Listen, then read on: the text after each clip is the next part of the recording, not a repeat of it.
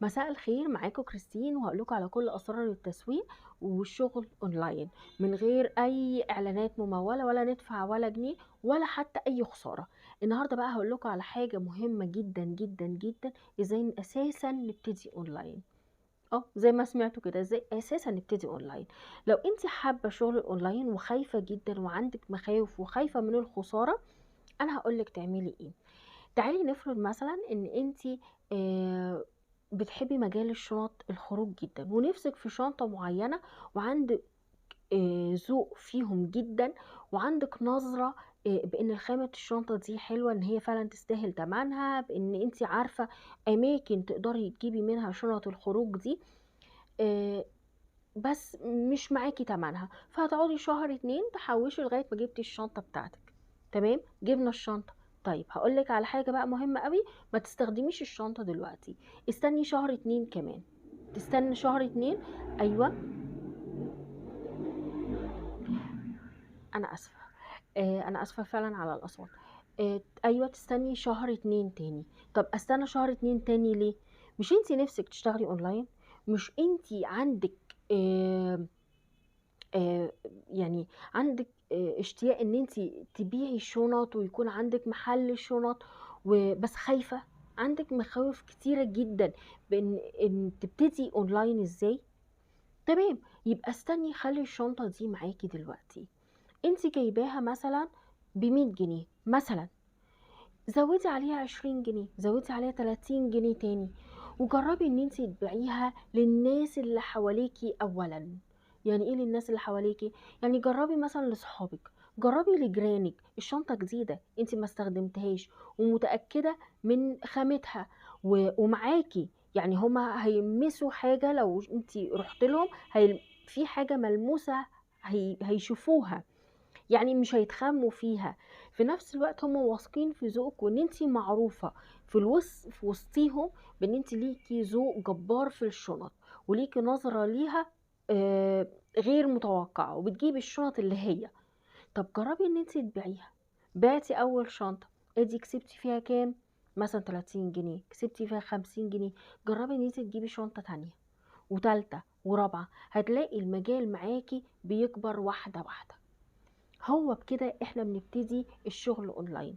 لكن من اكتر الاسباب اللي ممكن تقعي فيها ان انت تجيبي بضاعة ب1000 جنيه وتقولي اصل انا هبيعها وانا عمري ما اشتغلت اونلاين.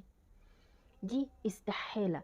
على قد ما في مجالات لازم ان انت يشوفوا المنتج معاكي، بس لازم تكوني واثقة ان انت هتبيعيها. لازم يكون عندك ثقة بان انت هتعرفي تشرحي المنتج ده، وعندك نظرة فيه وعارفة تتقنيه كشرح، وعارفة تتقنيه كشغل. لكن ما تجيبيش، يعني انا واحده من الناس ما بشتغلش مثلا ملابس، وعمري ما جربت ان انا اشتغل فيها، وما اعرفش في خامات القماش. هل اروح اجيب مثلا بقى ب20 الف جنيه ملابس وابيعها؟ طب ما انا مش عارفه الخامه. يبقى جربي في حاجه صغيره، مثلا في الاكل. في كتير مشاريع دلوقتي نازله، مشاريع الاكل، وان انتي تعملي مثلا البسله في الفريزر وتبتدي تبيعيها. كده او كده انت بتعملي لبيتك، صح؟ مظبوط، بنعمل في بيوتنا. طيب وانتي حابه المجال ده، يبقى ما تجيبيش زياده. شوفي اللي عندك، اللي انت اساسا هتحتاجيه، واللي انت اساسا مخزناه عندك، وهو ده اللي تبتدي ان انت تبيعيه.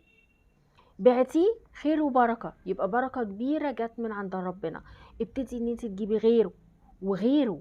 يبقى لما تبيعي هاتي، لما تبيعي هاتي. اول ما اشتغلت في مجال البلاستيك كنت انا حابه الخامه دي من البلاستيك، وكنت بجيب ليا. واول حاجه عملتها بان بعد ما جبت ليا ما استخدمتهمش، لا جربت ابيعهم الاول. نجحت، رحت بالفلوس جبت حاجات تانية وجربت ابيعها، وبفلوس جبت حاجات تانية، لغايه ما نجحت وقدرت اوصل في المجال ده. وعرفت قبل ما ابيع، انا جربت واستخدمت. مثلا مجال المكياجات، قبل ما تبيعي جربي واستخدمي وهاتي حاجتك، وحاولي تبيعي حاجتك. مش هقول ان هي مش لا، دي حاجتك انتي، بس طبعا ما استخدمتهاش. قبل ما تستخدميها جربي ان انتي تبيعيها. حسيتي نفسك ان انت ماشية في المجال ده هتنجحي فيه، حبيتي المكسب، يبقى هو ده اللي انت تشتغلي فيه. ده بمختصر جدا ازاي نبتدي اونلاين. وفي كل مجال، في كل مجال كده، ما تدخليش مجال انت مش دارساه. قبل اي مجال تدخليه لازم تعرفي الشركة دي ايه، المصنع ده ايه، بيبيع ايه، ايه منتجاته. طب وانا لو اشتغلت فيه انا هكسب ايه، هعرف اسوقه لمين. انا مش بقول ان احنا نحضر الزبون بتاعنا، لا، انا مش هحضر الزبون. انا عندي منتجاتي اللي انا ما استخدمتهاش وهي دي اللي هبيعها، ومنها انا كده شديت اول زبون ليا. لكن ما جيبش منتجات كتير، او ما جيبش منتجات اساسا، او ما جربهاش وما اعرفش المنتجات دي بتستخدم ازاي او خامتها ايه، واقول اصل انا هجمع الزبون الاول. لا طبعا، دي حاجة مرفوضة. علشان كده، علشان ما تخسريش وعشان تكسبي زبون وتكسبي فلوس، يبقى هاتي الحاجات استخدامك انتي. مثلا بلوزة، ملابس. لو تعالوا نجرب في موضوع الملابس. ملابس، انت عندك ذوق جبار، عارفة اماكن تقدري تجيبي منها الاسعار المناسبة وفي نفس الوقت الخامات الجميلة. طب هنعمل ايه؟ هاتيلك بلوزة 2 مقاسك انت عايزاهم، انت محتاجاهم، وجربي البلوزتين دولت، هم دولت اللي تبيعيهم. اتباعوا تمام، ما تباعوش يبقى المجال دوت هتحتاجي ان انت تتعبي فيه اكتر كدراسة. تحتاجي تتعبي فيه ان انت تعرفي ايه اسباب فشلك في المنتجات دي، ان انت معرفتيش تبيعي البلوستين دولت. مكياجات، هتحتاجي تعرفي ليه انا ما بعتش المكياجات دي، انا غلطت في ايه، انا قلت ايه في في المنتج دوت او في البضاعة دي، ما خلتش اللي قصادي ياخدها. انا درست ايه، او معرفتش اتكلم ازاي في الحاجات اللي انا درساها عن تسويق المنتج.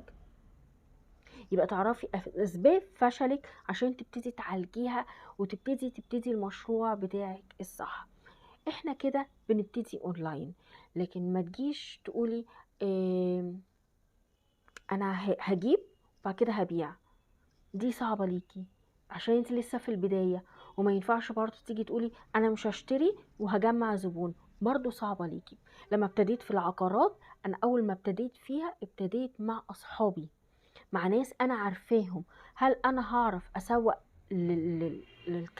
للحاجة دي، بالذات ان هي ما كانتش بجنيه ولا 2 ولا ب10 ولا ب1000، لا دي كانت بملايين. هل انا هعرف اسوق لها؟ هل انا هعرف انتشر بالمنتج اللي معايا؟ ودول كانوا صحابي، فكان معايا الحاجة اللي انا مش خسرانة فيها. فابتديت عن طريقها مجال العقارات.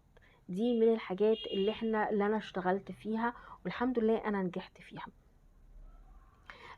فعلشان كده خلي بالك لما تبتدي في مجال لازم تكوني انتي عارفة هتبتدي ازاي.